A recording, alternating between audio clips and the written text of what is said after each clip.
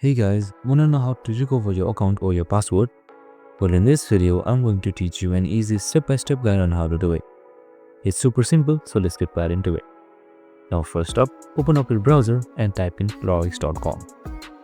This will direct you to the official Lorex website. These steps are valid for all platforms, so you can follow the steps even if you are in your phone or your PC. So first up, on the right side right here, head towards my account and click on it. Now here you can see you need to write your login credentials, but since you don't know the password, just simply under the login icon right here, you can see lost password and it says recover password on the blue text right here. So simply click on it. It will direct you to the recover password page. Now simply type in your email and then select recover. And here you can see a verification code has been sent to your email. Now just simply go ahead and check your Gmail address and then just copy and paste this 6-digit code right here.